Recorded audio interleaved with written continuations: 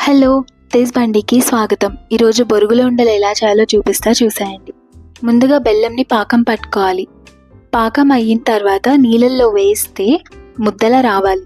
అప్పుడు ఆ పాకం రెడీ అయినట్టు.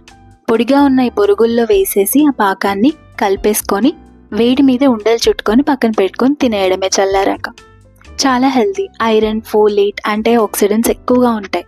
దీనివల్ల ఇమ్యూనిటీ ఇంప్రూవ్ అవుతుంది. డైజెషన్కి, లివర్కి కూడా చాలా మంచిది. ఇంతకీ అందరూ సేఫ్గా ఉన్నారా? మీ ఊర్లలో, హైదరాబాద్, బెంగళూరు, ఢిల్లీ ఇంకా వేరే ప్లేసెస్లో ఉన్న వాళ్ళు సేఫ్గా ఉండండి. మన వాళ్ళలాగా అవతల వాళ్ళకి యుద్ధనీతి ఉండకపోవచ్చు. ఎలా పడితే అలా దాడి చేయవచ్చు. మన ఆర్మీ వాళ్ళు సేఫ్గా ఉంటే బాగుండు అనిపిస్తుంది. పెహల్గాంలో ఆ దాడి జరిగిన తర్వాత మన వాళ్ళు ఊరుకుంటారా? తాడు తీస్తున్నారు అక్కడ ఒక్కొక్కరికి. మన Indian army, navy, air force అన్నీ ఒక్కటయ్యి వాళ్ళకు ఒక లెసన్ చెప్పారు. గట్టి సమాధానమే ఇస్తున్నారు.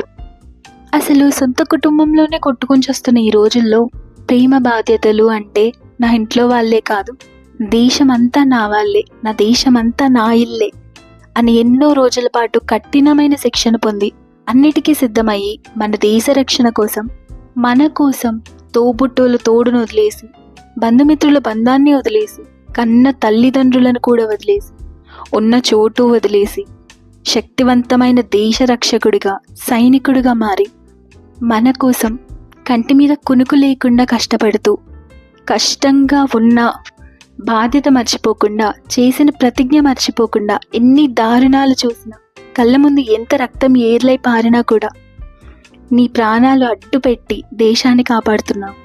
మాకు ప్రశాంతమైన నిద్రనిస్తున్నావు.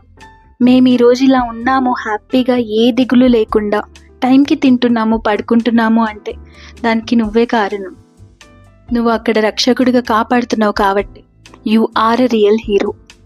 మీ అంతులేని, అలుపులేని త్యాగానికి, శక్తికి మీకు, మీ కుటుంబ సభ్యులకు ధన్యవాదాలు. అసలు మేము ఏమి ఇవ్వగలం మీకు ఏం చేసినా తక్కువే, ఎంత మీ గురించి చెప్పినా తక్కువే. జై హింద్.